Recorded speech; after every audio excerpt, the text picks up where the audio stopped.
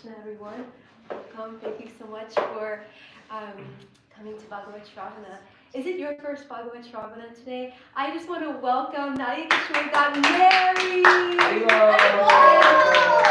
his wife is now here. What's your name again?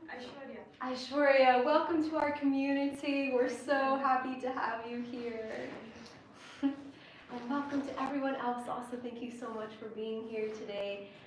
We have again Nitai and Bhava Bhakti Devi Dasi speaking to us today on Dhruva Maharaj Part 2 because everyone was so eager after Part 1 to hear more.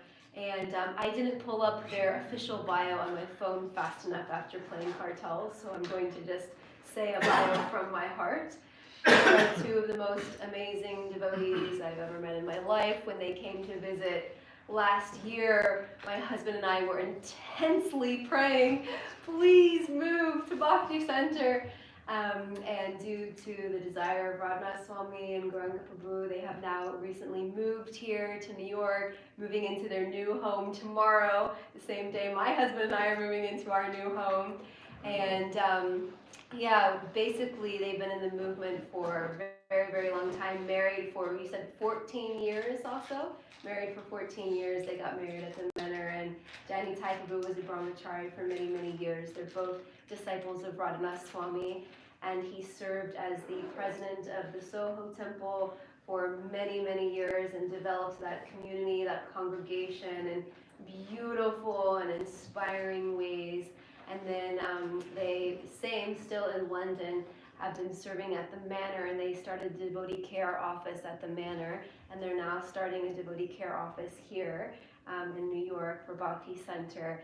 And they also are amazing teachers. Bhakti, you teach Bhakti Shastri, Bhava Bhakti teaches Bhakti Shastri, and they're just extremely knowledgeable. And one fun fact, they come to the morning program every single day and serve Radha Muralidhar already and dress them beautifully and just have such a sweet mood. And Nitai Prabhu is also a priest, so I could talk for a very long time, but more interesting if you talk.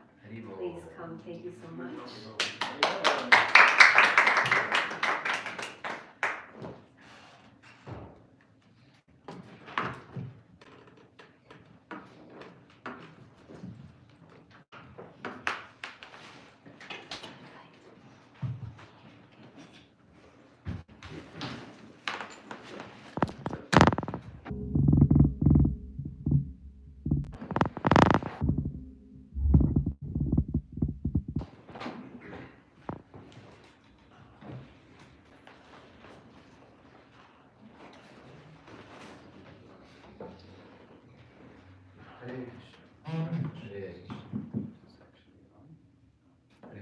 Can you hear me? Yes.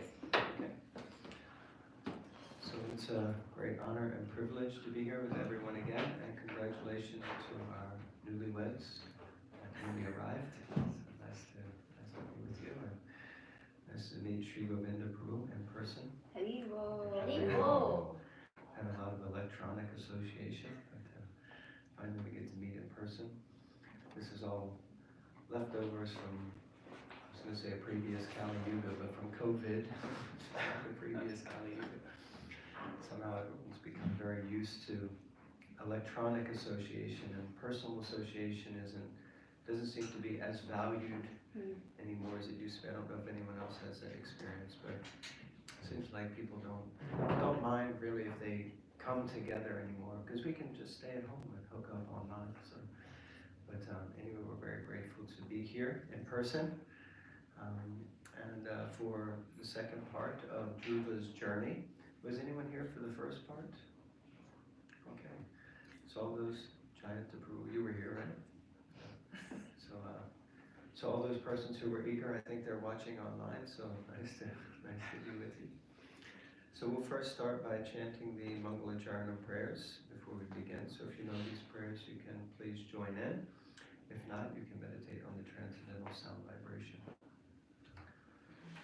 Om Gyanatimirandasya Gyananjana Shalakaya Chakshurumilitam Yena Tasmai Shri Gurave Namaha Shri Chaitanya Manobishtam Sthapitam Yena Bhutale Swayam Rupa Kadamayam Dadati Swapadantikam Vandeham Shri Guru Shri Yuta Parakamalam Shri Guru Vaishnavam Sha Shri Rupam Sagrajatam Sahagana Raghunatham Vitam Tam Sajivam Sadvaitam Savadutam Harijana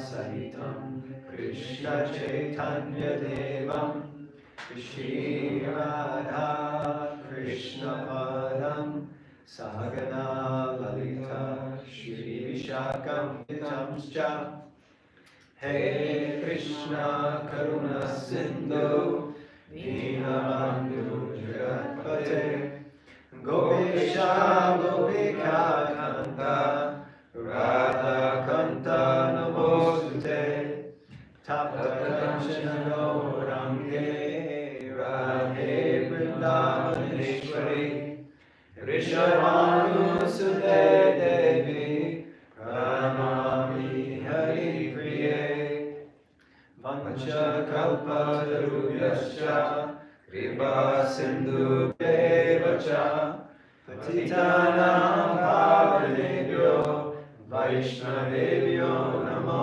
Namaha Shri Krishna Chaitanya Prabhu Nityananda Shri Advaita Gadadhara Shivasari Gaura Govinda Hare Krishna Krishna Krishna Hare Hare Hare Rama Hare Rama Rama Hare Hare. All together. Om Namo Bhagavate Vasudevaya. Om Namo Bhagavate Vasudevaya. Om Namo Vasudevaya. Hare Krishna, Srila Prabhupada ki Jai. So, nice to see you again, Bandit Prabhu. Welcome, Swagatam, Swagatam. This is your brother? Yes, my Your son? What is his name again? Nitai Chan. Nitai Chan. Yeah. Haribol He's Nitai Chan. coming so big. Yeah, amazing. I'm growing all the I time. think he's officially our youngest member today. Anyone younger than Nitai Chan? At heart, yes. Okay. Is it possible we get a table just a little bit? Okay, so we're a couple of weeks ago we started our journey with Dhruva Maharaj. How many of you are familiar with the fourth canto of the Srimad Bhagavatam? Okay. Perfection of yoga, thank you so much. And the pastime of Dhruva Maharaj, anyone familiar with the pastime of Dhruva Maharaj? Okay. I think the last time we did it, two young ladies, they showed up and they were like, oh my God, we can't believe you spoke on Dhruva Maharaj's pastime. We didn't know you were going to be speaking on it. We just showed up and it's our favorite pastime. We talk about it all the time. So is this anyone's favorite pastime? Okay. Yeah. He says that about everything. Everything's his favorite. Everything works. It's always super positive. So yeah, often we have certain pastimes from the Bhagavatam that we relate to, that we find like, yeah, we can just hear it again and again. And we know Sri Chaitanya Mahaprabhu, when him and Gadadhar Pandit would come together, I think especially at Toda Gopinath Temple in Jagannath Puri, he would recite Bhagavatam, and at the end, Sri Chaitanya Mahaprabhu would be in ecstasy, and he would say it again. And he would do that sometimes 2, 3, 4, 5 times, just going on. And every time he heard it, it was more and more nectar, and he would go deeper and deeper. So these pastimes from the Bhagavatam are very wonderful. Now, we're probably going to have to adjust the way that we do it. We usually have a TV here, and we get everyone involved because we like to read certain parts, because we really love to read Bhagavatam. Both my wife and I read together regularly, and if you're interested, we have a little channel on YouTube, Bhagavatam Bites, plugging now.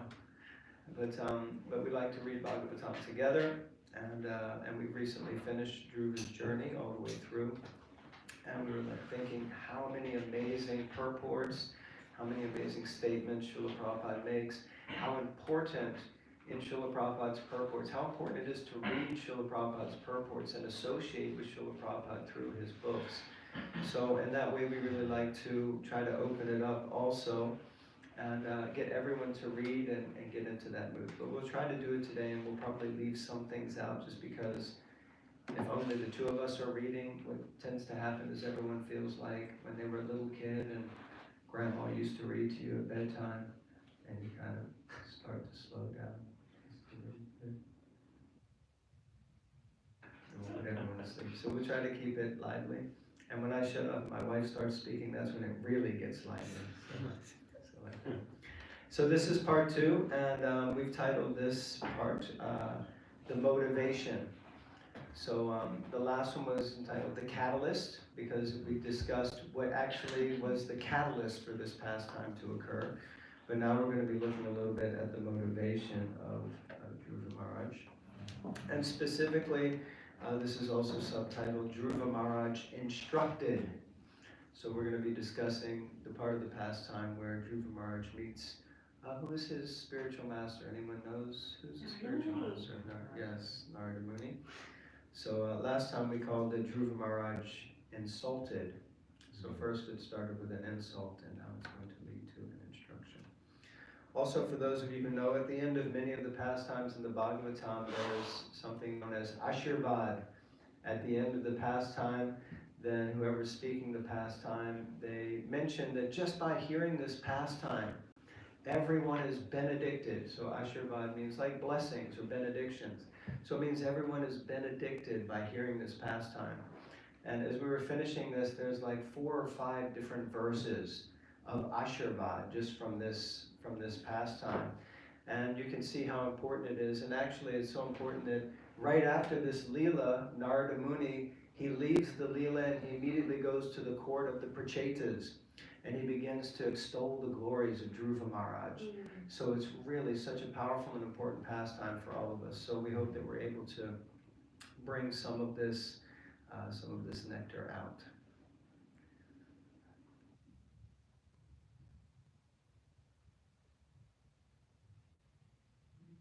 With a acronym, we're often using acronyms for these when we break these up. So the acronym for this section that we're doing today, which is verses 25 through 62 of the 8th chapter of the 4th canto, if anyone wants to follow along on your devices, or if you happen to have the book. The acronym is GAIN, G-A-I-N, GAIN. So this is kind of the motivation of of Dhruva. So Dhruva, he's looking to gain something. He's not going to the forest after he was insulted. A little recap, after he was insulted, who was he insulted by? Well, his stepmother. Stepmother, really. His stepmother. How did she insult him? Yes. She said that if you want to sit on your father's lap, you better be reborn from my womb. That's right. She said you have to be born from my womb. Not only if you want to sit on your father's lap, but if you ever want to sit on the throne. I think she was the origin of the evil stepmother. Quite possibly, yes. Like Disney. And she also made another inadvertent comment, which we discussed last time, which was quite powerful, because she was actually the Varma Pradashika Guru of Dhruva Maharaj, because she also said that the only way you're going to get to take birth from my womb is if you worship Vishnu. So when Dhruva Maharaj left that scene, and he looked to his father for protection, as you would do in that situation. His mother wasn't there, but his stepmother, his brother was there, and he looked to his father for protection, and his father did Nothing. nothing. and that shattered his heart. So Dhruva Maharaj immediately went to his mother, and he was just, tears were pouring from his eyes, but he was fuming.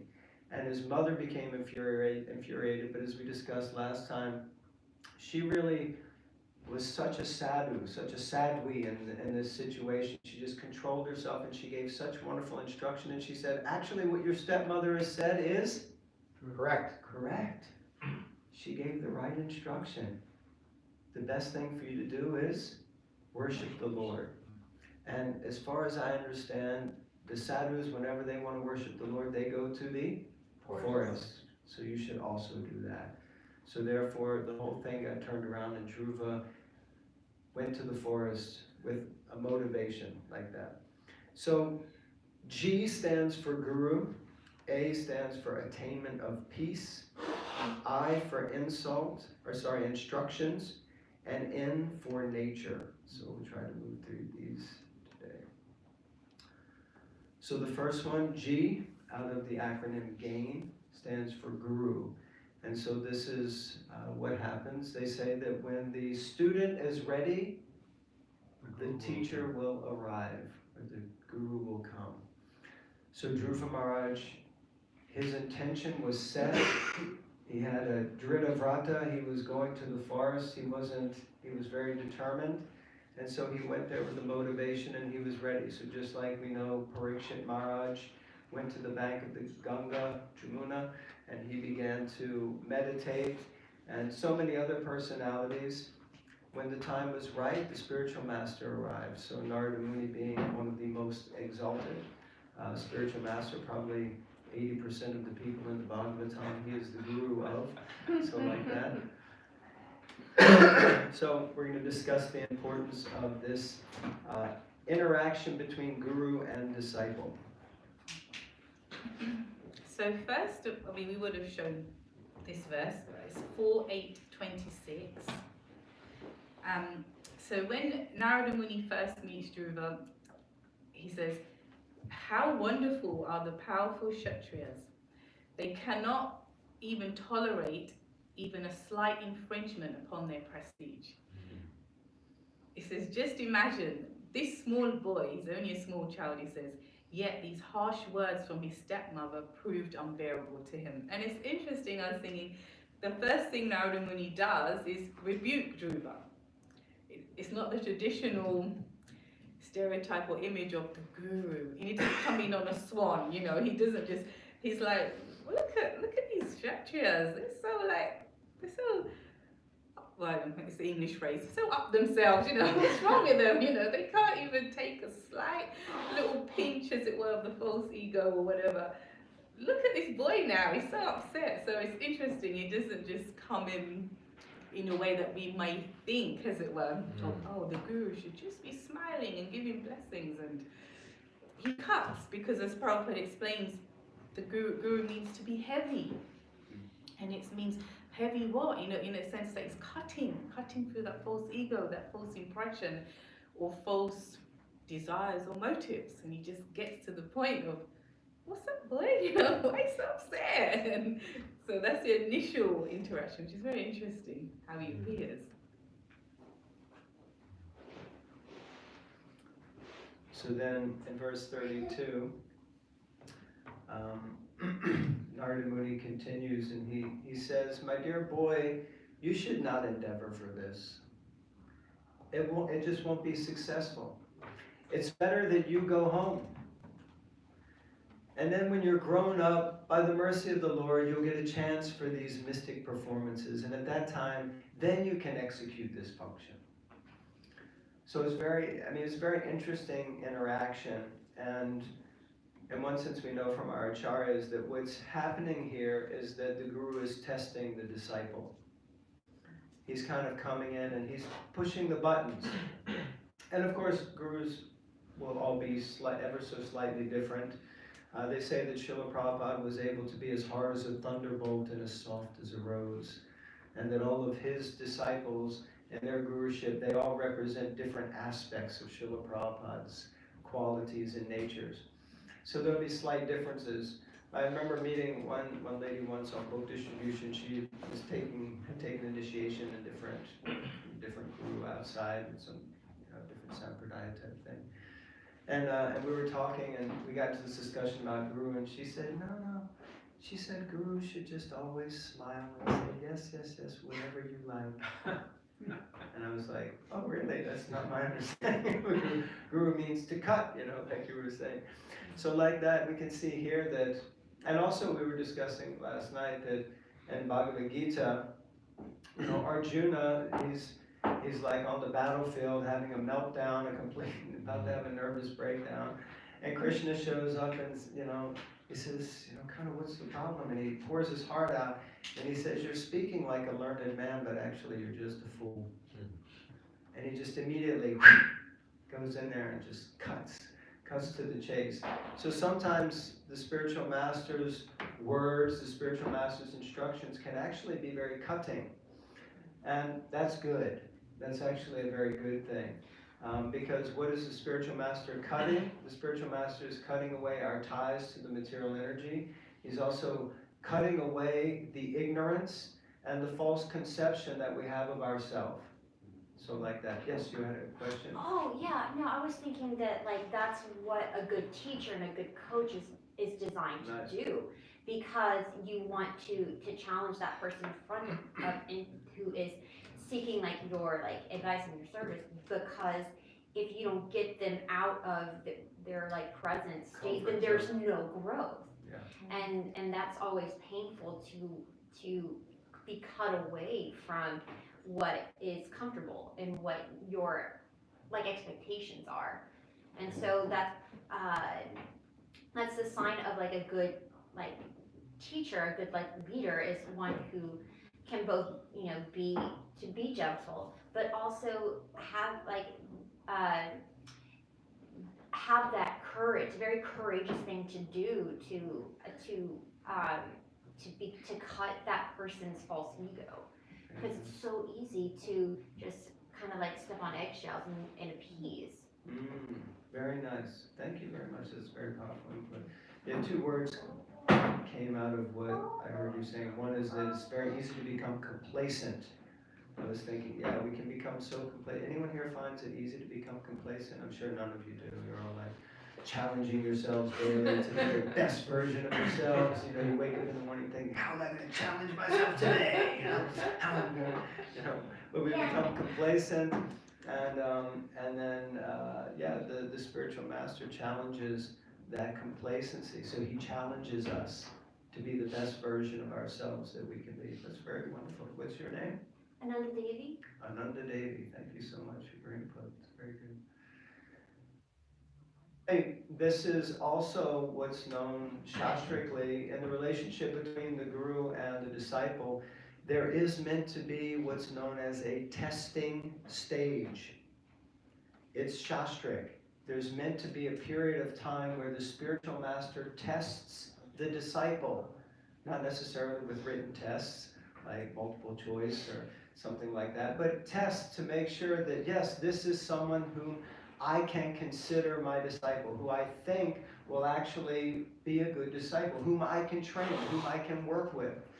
But many people don't realize that also in that testing stage, the disciple is also meant to test the guru. Not in the same way, but he's meant to test to ensure that he is actually a bona fide spiritual master, that he is actually someone who is going to instruct me properly, who is going to help me to achieve, ultimately, the lotus feet of the Supreme Personality of Godhead. So this testing stage, shastrically, it says that it must be a minimum of 12 months. There should be at least a minimum testing stage of 12 months. So this kind of thing actually exists. So here we see that Narada Muni is testing. He's provoking. What is that? Don't you poke the bear, they say that. Don't poke the bear. What's her name? Some people know. I've gotten confused. I'm from America, but I lived in England for 30 years, so all these little statements, sometimes I don't know where are they from now. Over there, I'd say it, and people are like, that's a real American thing, and I come back and they're like, that doesn't make any sense. So please forgive me if I don't make any sense. I'll blame that on that. Poke the bear is a good one. It's common. Sorry, poke the Poke the bear. bear is an American thing. It is, yeah. Yeah, if you poke the bear, what's the bear gonna do? Yeah.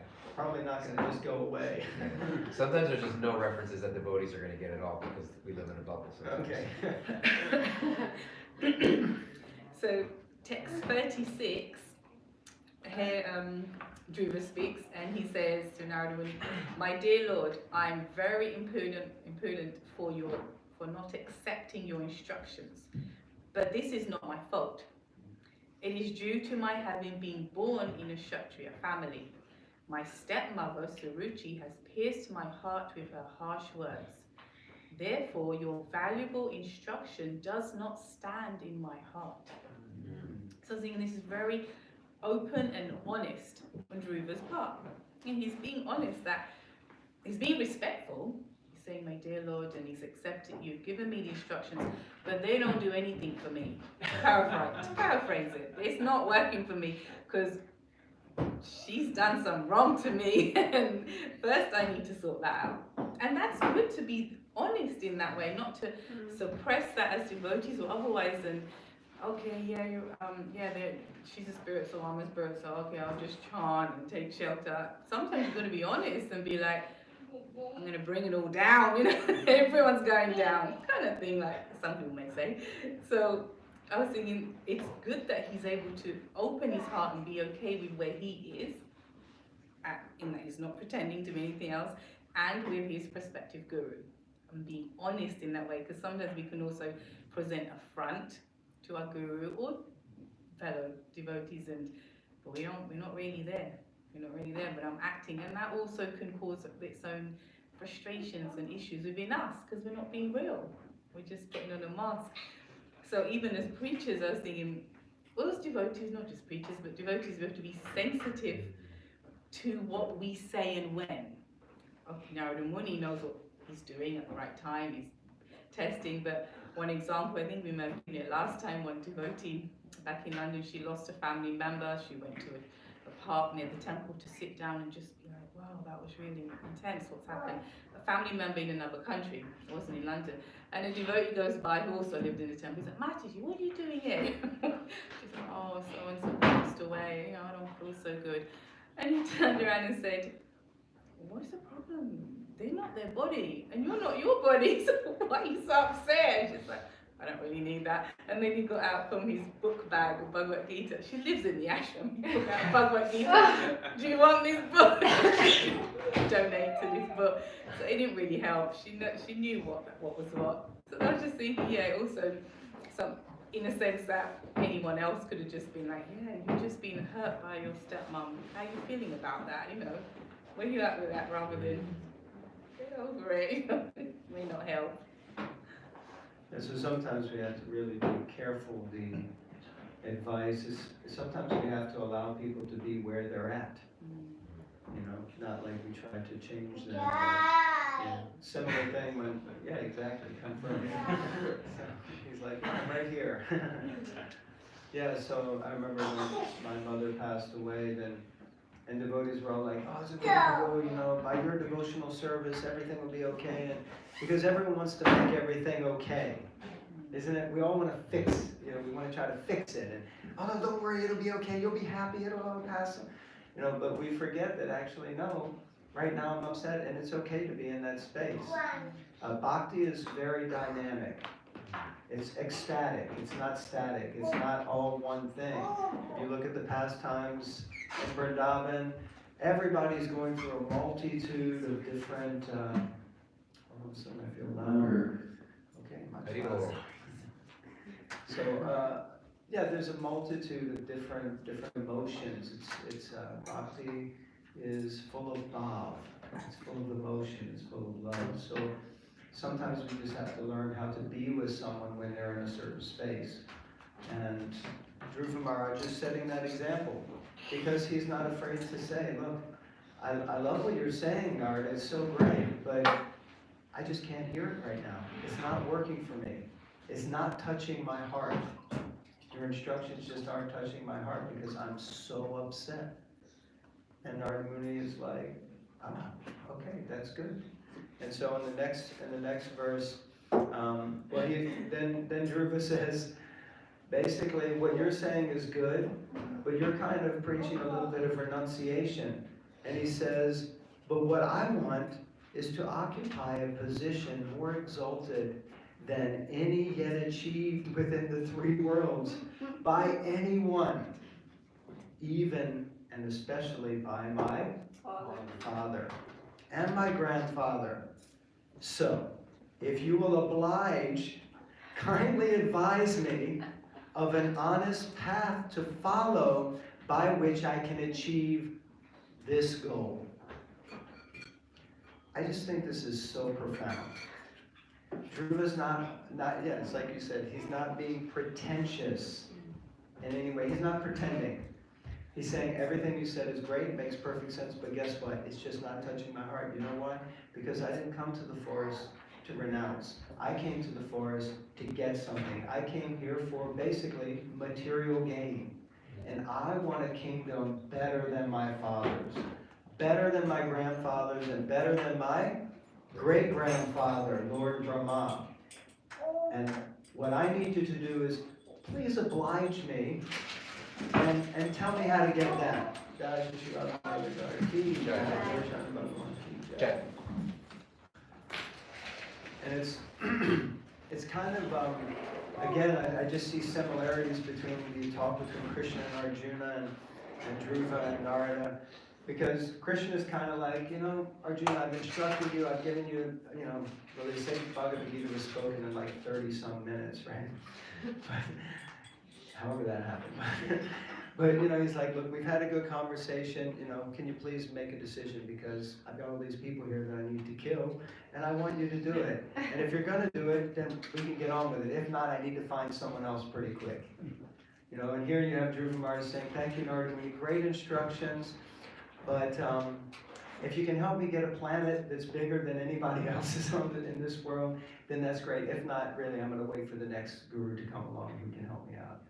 So he's just being kind of straightforward and honest, and about his material desires, which is something that we'll discuss a little bit more later.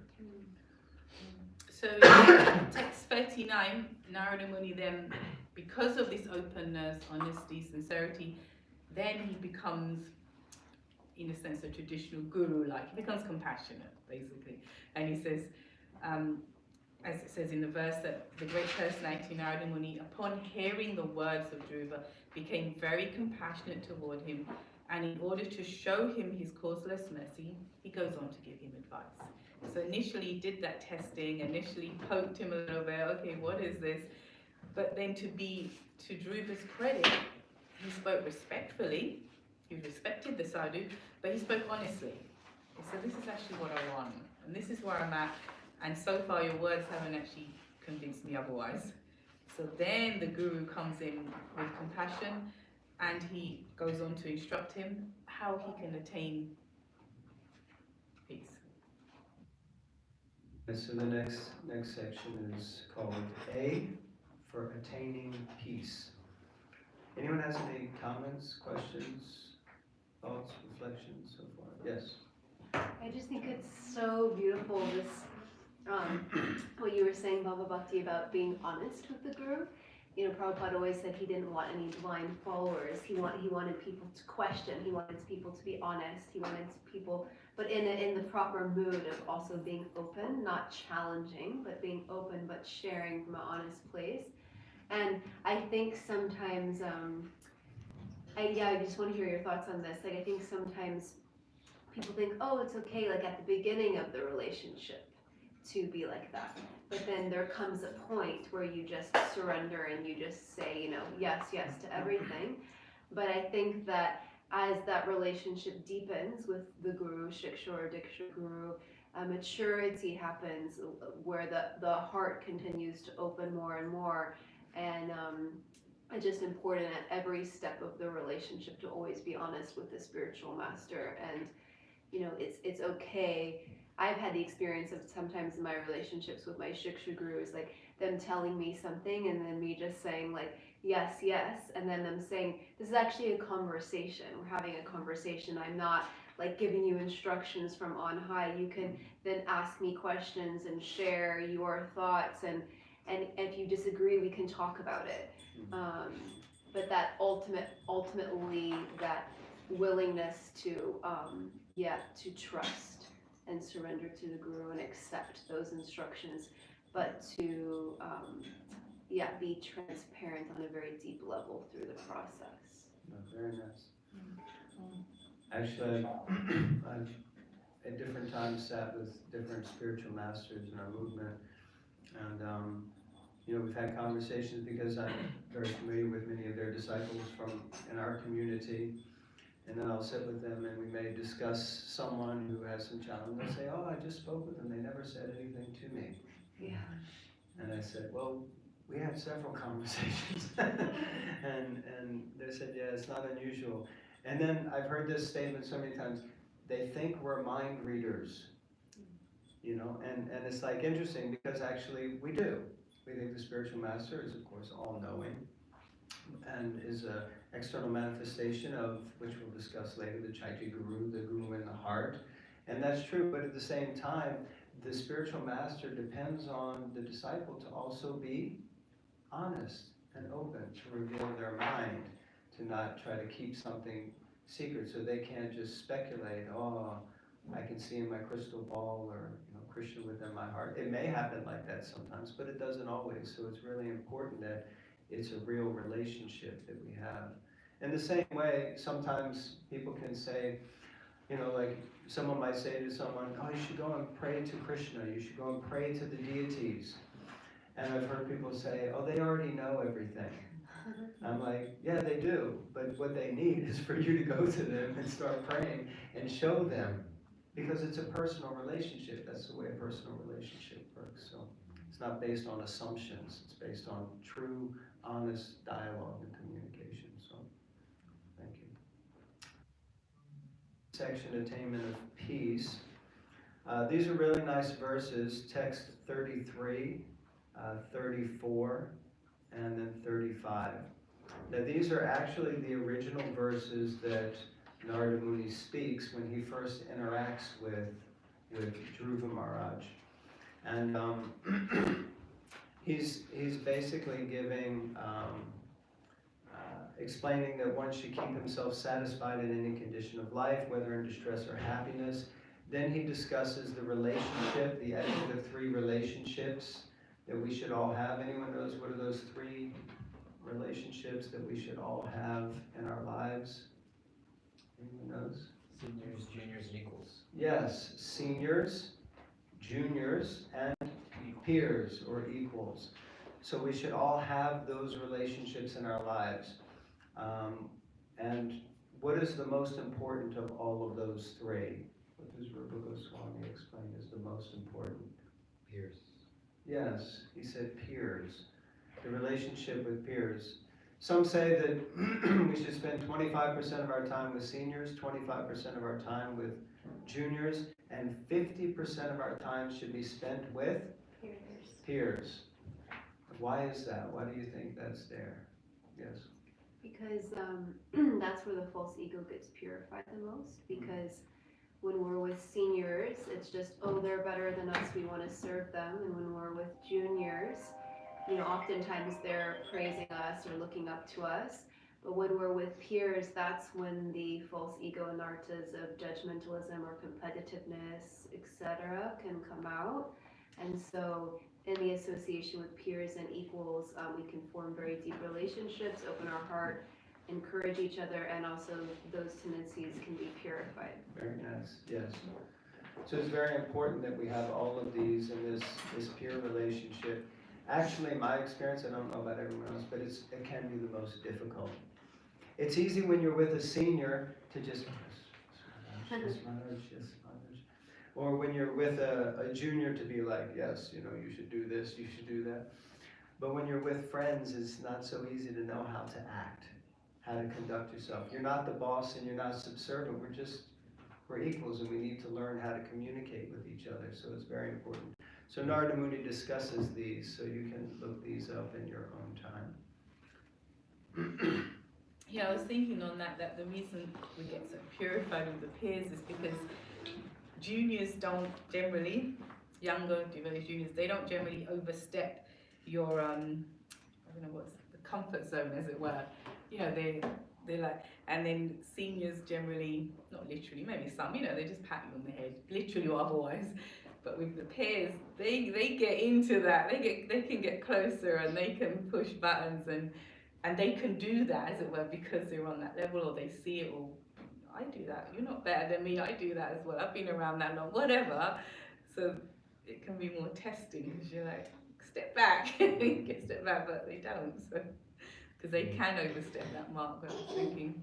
But in verse 35, which we already mentioned, but in terms of Dhruva saying he appreciates what Narada Muni's saying, but I'm actually, doesn't really touch my heart, I'm not actually there yet.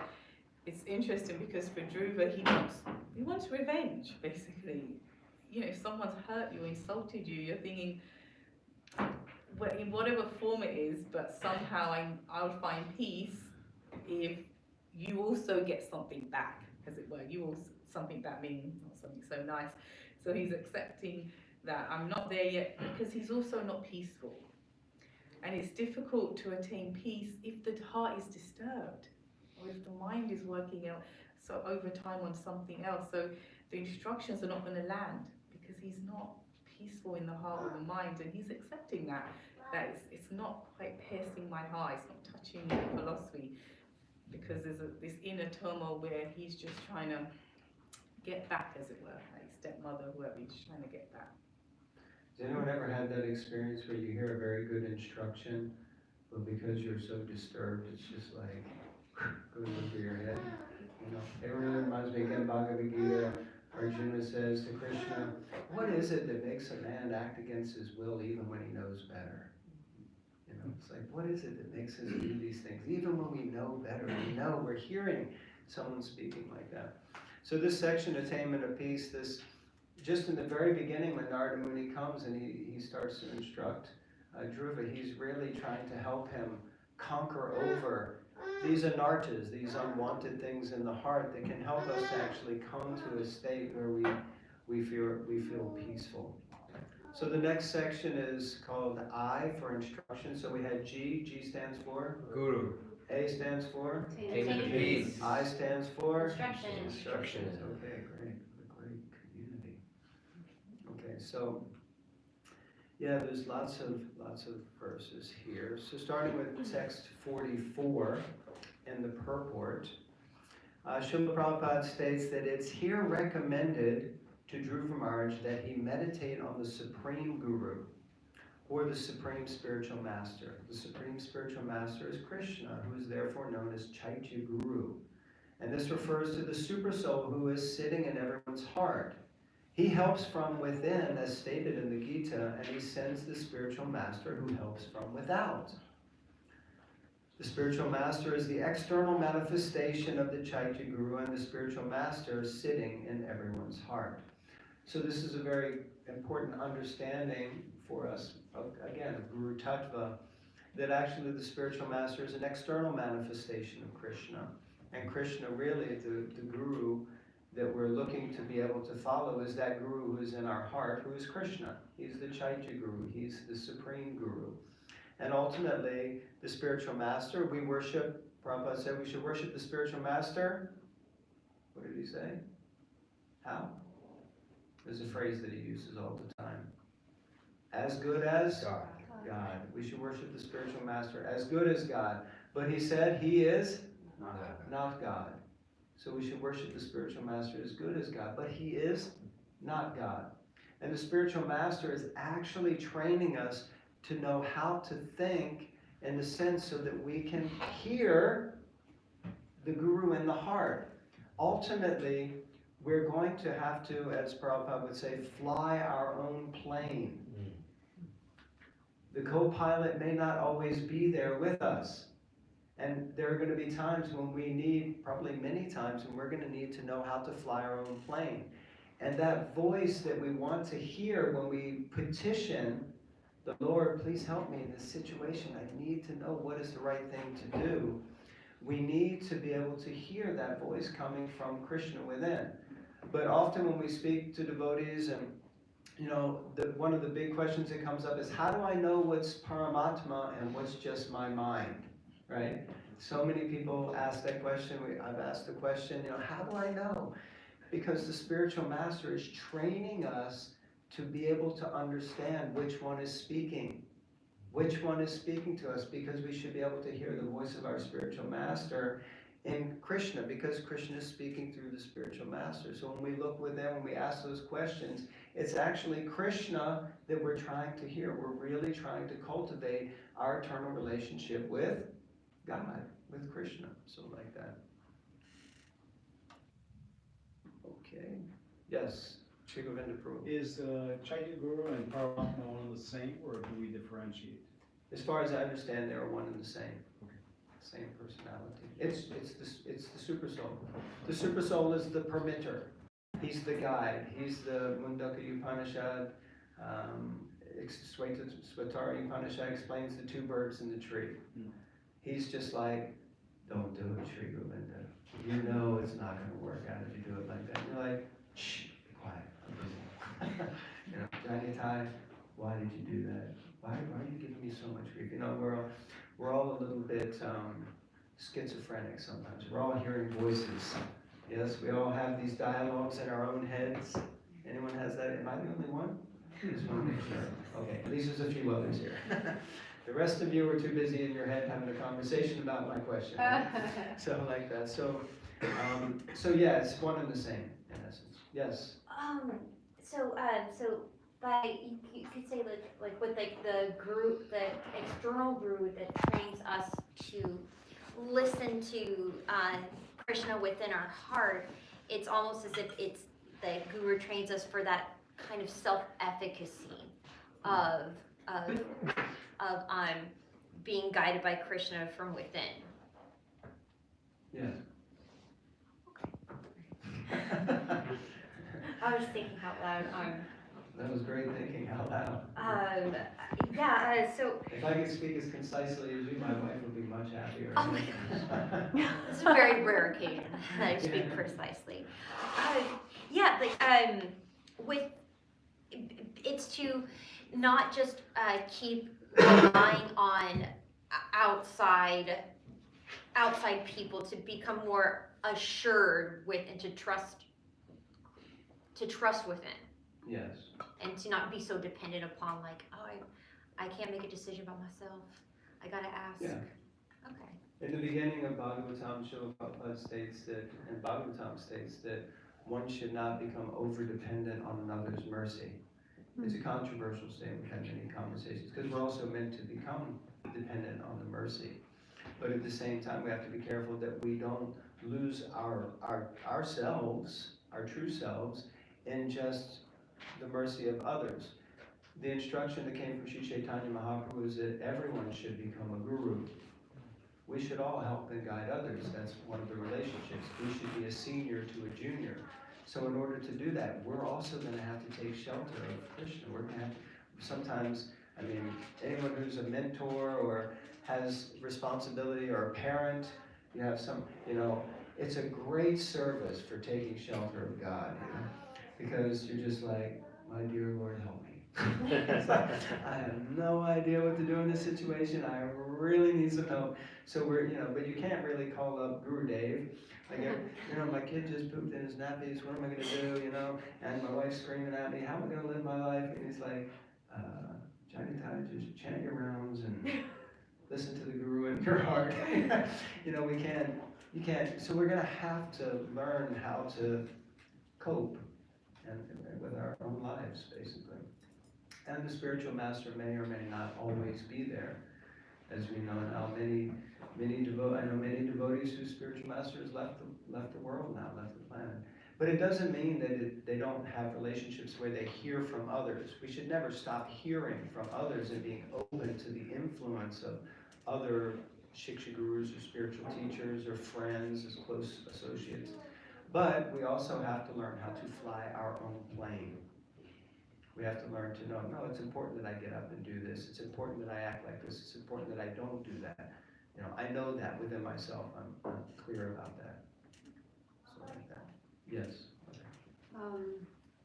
On that, there's a Bhakti Tirtha Swami disciple who actually Bhakti Tirtha Swami lived in their house with them. And they had a lot of personal association with Bhakti Tirtha Swami. And he told me that after Bhakti Tirtha Swami left the planet, like today, he actually feels the presence even more strongly of Bhakti Tirtha Swami in his life and with him at every moment that he did when he was living in their house. And it just shows you the intense level of depth that Krishna is asking us to go to in Krishna consciousness. That of course we should take advantage of the physical presence of the spiritual teacher, but that Radha-Swami one time told his disciples, I live in your heart if you allow me to. So if we actually open our heart and go deep into our heart, you can hear the voice of Guru guiding you at every moment. Of course, to get to that level, we have to inquire, you know. But there's so many disciples also of Prabhupada who never met Prabhupada in person. But they feel Prabhupada's direction in their heart.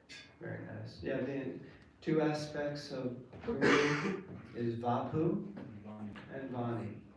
So which one is more important? Vapu means personal association, Vani means instruction. Which is more important? Vani, yes. Why? It lasts. It's It lasts, eternal. It can stay with us. Yeah. It's eternal. Vani is eternal. The instruction lives forever. Right? This is why, what is the statement? They reason ill who say that Vaishnavas die. I have a comment about that. Yes, please. I think the eternal gourd starts the minute of initiation. Okay. Yeah, it's supposed to be, from what I've studied. The Okay. minute you initiate it, it's supposed to be both external and internal. You can't expect him to babysit you all the time, you know? Very nice. Yeah, I So, agree. and it actually keeps you very independent too, because when he's within you, it's integrated within your personality and your contemplations. So it makes it very rich, and you become actually great, a real jiva, so-called. Wow, wonderful. Thank you for that. Very powerful. What's your name? Shakti. You're Shakti. I'm Shakti. Amazing. You got some Shakti. Thank you. Okay, time is getting short, so we're going to just kind of, yeah. Well, just the instructions that Narada Muni gives, he gives the process of meditation. He stresses the importance of connecting with the super soul within. Hare Krishna Sukeshi. That's the seed.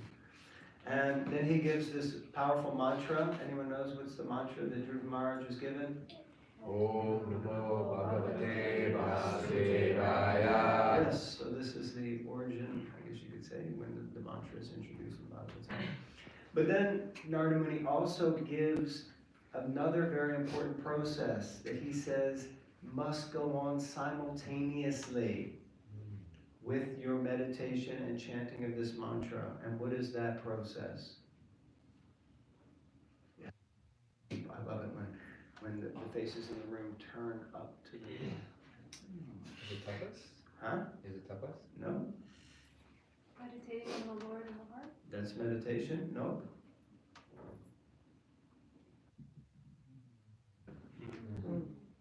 He instructs him in deity worship. He actually has him build an effigy. He says you should worship the deity. You should offer him water and flowers and fruits every day. And he explains that it's important that these two things go on simultaneously. Just like Jiva Goswami explains that Pancharatrika Vidhi and Bhagavat Vidhi are like two rails, like two tracks of a train. The train can't run on one track, of course a monorail could, but in general, they run on two tracks. And one has got the electric current going through it, and that's the Bhagavat Vidhi, that's the Bhagavat Marg, the preaching, the sharing Krishna consciousness. But the other Jiva Goswami explains that Pancharatrika or deity service is required because it helps to keep us clean and punctual. So it's explained by Prabhupada, by Jiva Goswami, and by Narada Muni that these two are mandatory in our lives. And in purport you'll find in the Bhagavad Gita, Prabhupada says that for Grihastas, Pancharatrika is a necessity for remaining Krishna conscious. We should have deities, we should worship deities, we should do that. Deity worship also means just offering your food. It doesn't mean you have to have deities, just have a picture. But that's also Pancharatrika, that you're offering your food, so these types of things. Okay, so the last one in 5 minutes. So the last one is nature. And this is a really important one. So we're going to spend the whole 4 minutes on it. Verse 41. Now when he says, any person who desires the fruits of the 4 principles, religiosity, economic development, sense gratification, and at the end liberation, should engage himself in the devotional service of the Lord. So Prabhupada in the Prabhupada, he says that Narada Muni is stressing the devotional service of the Lord as the only way. And Prabhupada says, in other words, even if one is full of material desires, he can continue his devotional service to the Lord and all his desires will be fulfilled. So I was thinking, give me a chance. As I put my hand in. So I was thinking, first of all, I was thinking, yes, Krishna does fulfill desires, but my personal realization was he's definitely on a different time zone than what I am. Not just UK and US. At the moment, I'm getting a lot of text messages from devotees, mentees and that back home saying, can we have Zoom one-to-ones? I've actually got on my laptop UK times 9, 10, 11, 12 a.m. morning to evening, and what it means 5 hours, like the difference 5 hours in US. I've been trying to work it out, but I thought, yeah, so Krishna, I don't know what time zone you're on. It does work out, but it definitely wasn't when I asked for it. So he does.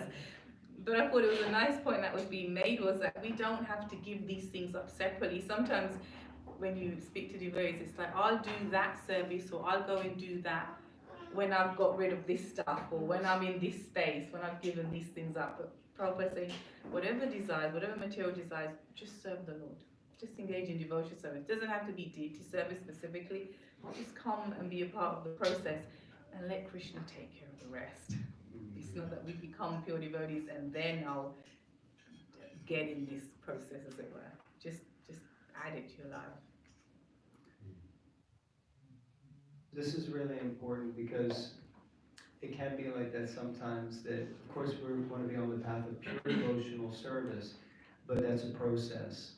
And that's what Narada Muni is instructing. And he explains, my dear boy, I therefore wish you all good fortune. You should go to the bank of the Jamuna, where there is a virtuous forest named Madhuvan. So this is also important, that Dhruva goes to Madhuvan on the bank of the Jamuna. But this is in Satya Yuga. And he says, and there be purified. Just by going there, one draws nearer to the Supreme Personality of Godhead, who always lives there. So the point is, it's a process, and we should never forget that it's a process. And we have to honestly start wherever we are. And Dhruva Maharaj is such a perfect example because he started wanting his own planet. Like some of us are like, I just would be happy with an apartment in New York, But he's like, now I want a planet, and I want one that doesn't get destroyed. Even when Lord Brahma's goes down, mine should hang around, So he's like, he's not short of material desires. And his motivation is just material gain in one sense, and a little bit of revenge. There's a little bit of spite in there. But he's honest about it. And because of that, the Guru has compassion on him and gives him instructions in the process. And he says, okay, so I'll do this. But he's doing it for the purpose of getting something. He's certainly not performing pure devotional service. He's not performing, Anyabalashita Shunyam, Uttama Bhakti. He's not performing Uttama Bhakti. but he is performing bhakti. He is performing devotional service because who's in the center? Krishna. He's chanting Om Namo Bhagavate Vasudevaya and he's worshiping an effigy of Krishna. And he's in the holy Dham. And he has a pure devotee spiritual master. All success will be there. So those times when we might feel like, I don't feel like a pure devotee, maybe I shouldn't be hanging out with all these people. If we all had televisions next to our heads that showed what's really in our heart, we'd all have a different impression of each other. You know? It'd be a really frightening thing sometimes to see what's really in the heart. But that's what's really there. So sometimes we just have to be truly honest about where we're at. But like Prabhupada said, a pure devotee is a pure devotee, just like a mango is a mango. Whether it's a green mango or a ripe mango, it's still a mango. And a green mango will become ripe as long as it stays attached to the tree. And a pure devotee in practice and a pure devotee in perfection are the same. Just you have to stay attached to the process, like Dhruva Maharaj, so like that. Hare Krishna, we'll finish here. And we have a quick question, but the conch will probably go. Yes, Sri. I was just going to say, one of the things I found most remarkable that you're not getting to today in the Dhruva story is that ultimately when Krishna appears and taps him on the forehead with the conch shell and he is enlightened, he has remorse, or shares great remorse, that he ever came with such material desires. Spoiler alert, this was section 3. But I think of it because I think as it relates to your point around our dealing with peers and how we are, or at least I can say I am often confronting my false ego or theirs in our desires around accomplishing this, that, or the other, and how we're perceived in accomplishing it. And I often say, I wish I could be tapped with that conch shell so that I could too be enlightened and never think about these things from that perspective and rather get to that next stage. This is a really powerful point.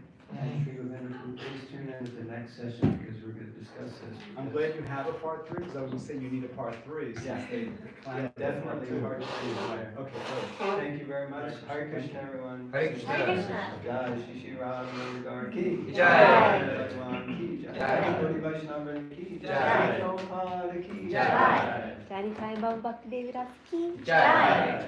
Dear devotees, please, we're going to have Arti for Shri Shri Radha Gaur Chandra now. Please move the red cushions to the side and come forward so we can sing and dance for the Lord's pleasure.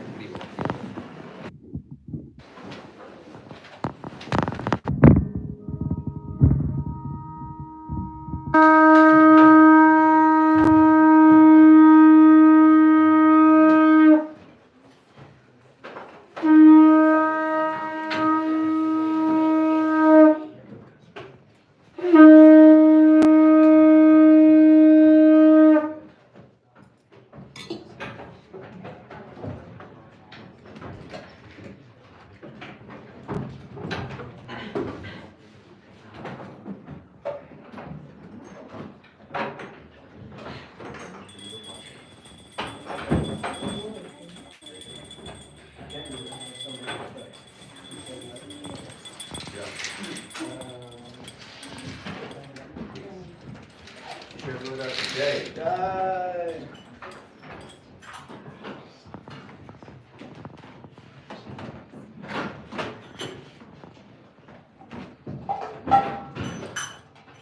Namo Vishnupadaya Krishna Prestaya Bhutale Srimati Bhakti Vedanta Swami Iti Namine Namo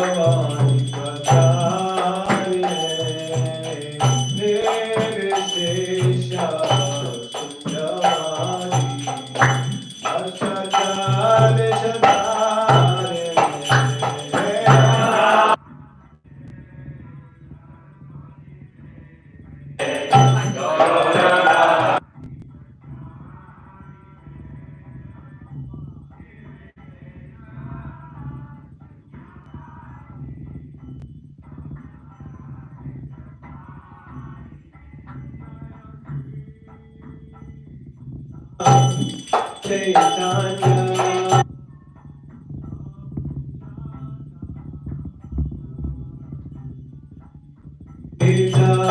Radha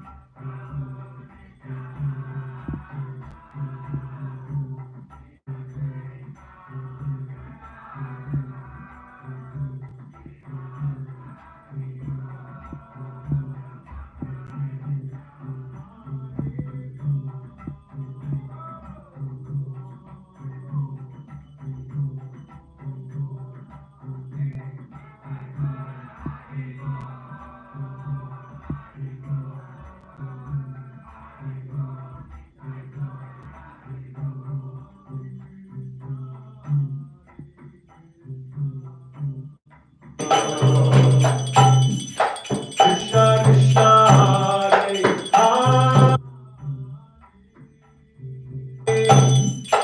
Hare Rama Rama Rama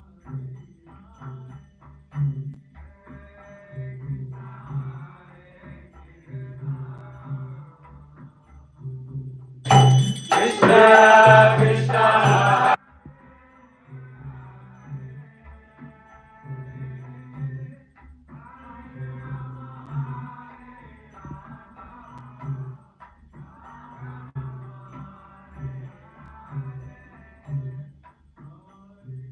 Hare Krishna Krishna Krishna Hare Hare Hare Rama Rama Rama Hare Krishna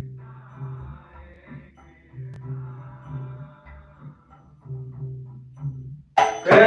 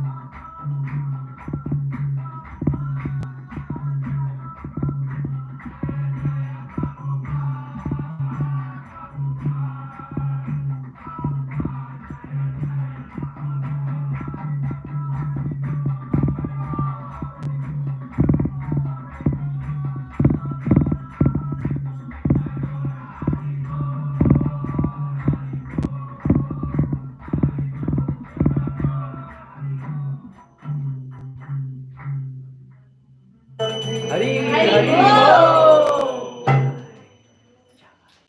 Jnana Vishpa Paramahamsa Paramajikacharya Stotra Stotra Shri Shrimad Divine Grace Swami Srila Prabhupada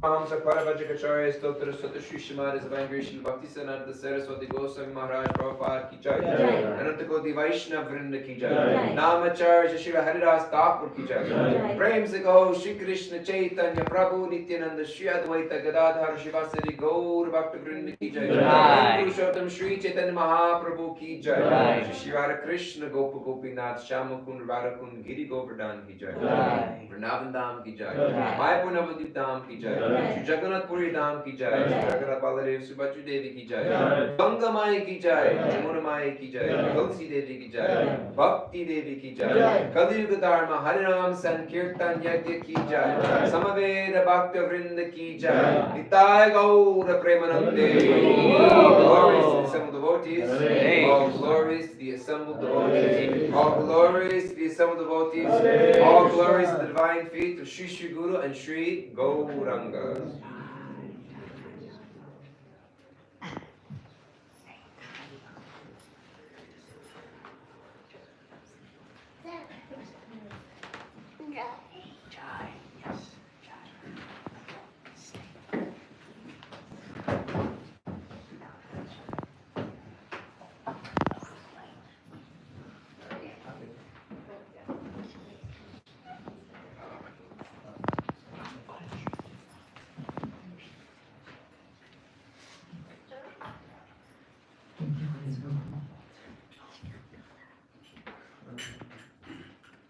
Namaste Narasimhaya.